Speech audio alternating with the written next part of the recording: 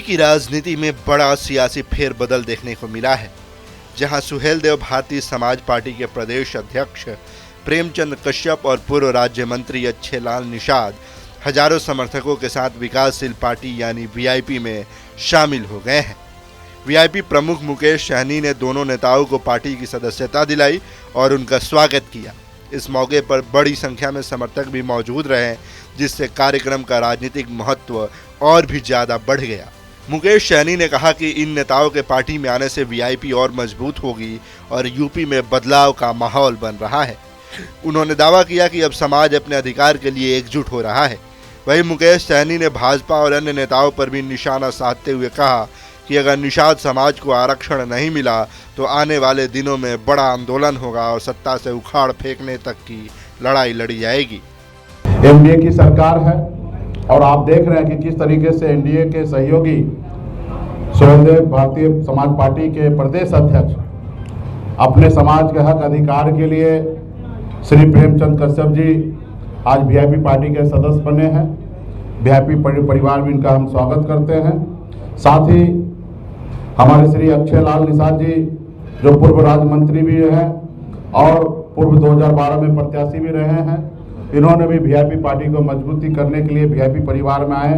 इनको भी मैं धन्यवाद देता हूं। निश्चित तौर पे मैं मानता हूं कि आप दोनों बड़े नेता आज वीआईपी पार्टी के सदस्य बने हैं, तो इसमें पूरे प्रदेश में एक बड़ा संदेश जाएंगे और निश्चित तौर पे आने वाला समय में जो सोच और सपना लेकर हम आए हैं उस सपना को जरूर हम लोग साकार करेंगे। हम पूरा भरोसा करते हैं। साथियों, वही बात हम लोग पूरे प्रदेश में संगठन को मजबूत कर रहे हैं और 2027 के चुनाव में निषाद अपनी ताकत को दिखाएंगे, लीडर के साथ रहेंगे, ना ही किसी लॉर्डर के साथ रहेंगे।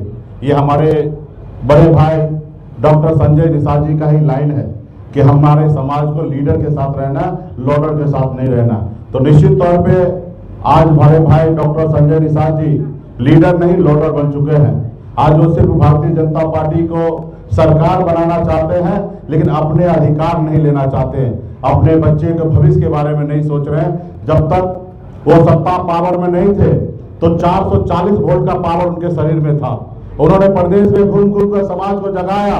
उन्होंने कहा कि अपने दल में रहो, बल मिलेगा, दूसरे दल में रहोगे तो तुम दलाल कहलाओगे। और आज बताइए, अपने परिवार के अपने बच्चे को दूसरे दल से चुनाव लड़वाते हैं, आज अपने परिवार को सेट करने में लगे हैं।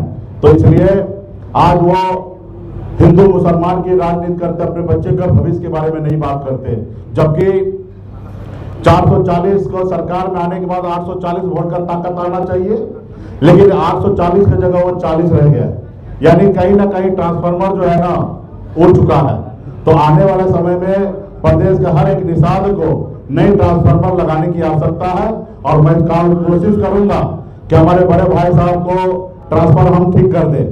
हम तो उनको हमने कहा कि भाई आप बीजेपी से सरकार में हैं, राज्य में भी उनकी सरकार है, दिल्ली में भी उनकी सरकार है, निषाद का आरक्षण आप दिलवा दीजिए, हम पूरा समर्थन आपको करेंगे। यदि अगर नहीं है तो वो लोग कर रहे हैं तो आप हमारे साथ आइए, हम आपके साथ खड़ा रहकर, पीछे खड़ा रहकर आपको राज्य में मजबूती देंगे और यहाँ पे अच्छे से राजनीति कीजिए, समाज के अधिकार के लिए लड़ाई लड़िए।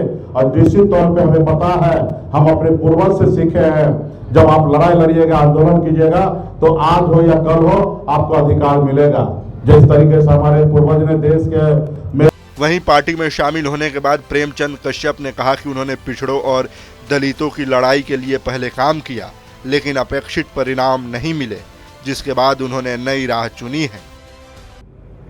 अपने विकास शुरू करने से पहले इस देश में जन्मे संतों, गुरुओं, महात्माओं में से शिक्षा के अद्भुत महात्मा ज्योतिराव फूले को नमन करते हुए, आरक्षण के जनक साहू जी महाराज को नमन करते हुए, इस देश को संविधान देने वाले, नारी को सम्मान दिलाने वाले, भोग का अधिकार देने वाले बाबा साहब भीमराव अम्बेडकर को नमन करते हुए, महर्षि कश्यप जी को नमन करते हुए, गौरव निषाद जी को नमन करते हुए, आज यहाँ पर आए हुए सभी हमारे मीडिया कर्मियों को और यहाँ पर आए वीआईपी पार्टी के सभी कार्यकर्ताओं को नमन और वंदन करते हुए आज मैं आप लोगों के सामने में कहना चाहूंगा मैं सुहेलदेव भारतीय समाज पार्टी से मैं प्रदेश अध्यक्ष था।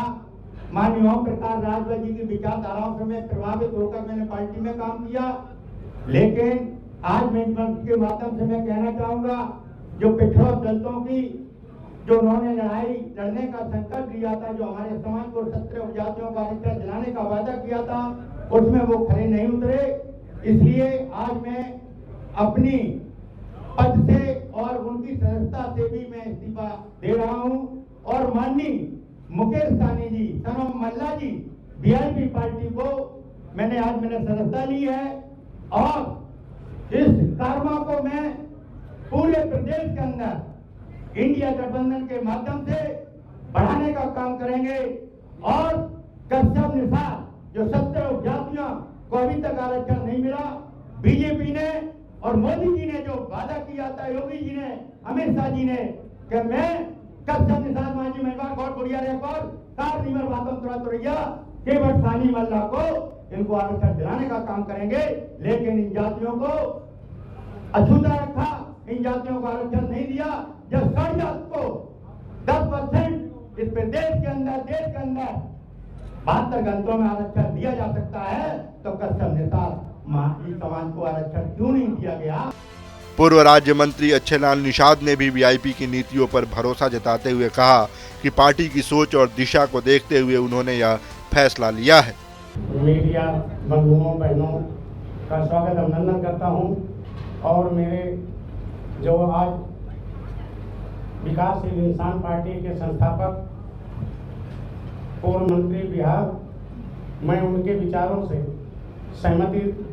सहमत होकर के आजीवन विकासशील इंसान पार्टी को मजबूत बनाने का काम करूंगा और पूरे उत्तर प्रदेश में निषाद समाज के साथ साथ पिछड़े दलित सबको जोड़ने का काम करूंगा और हमारी पार्टी अब विकासशील इंसान पार्टी उत्तर प्रदेश में निषाद पार्टी को कमजोर कर देगी और भारतीय जनता पार्टी के जो गठबंधन के साथ पार्टियां हैं सभी को कमजोर करते हुए इंडिया गठबंधन को मजबूत करना है और इंडिया की सरकार बनाना है।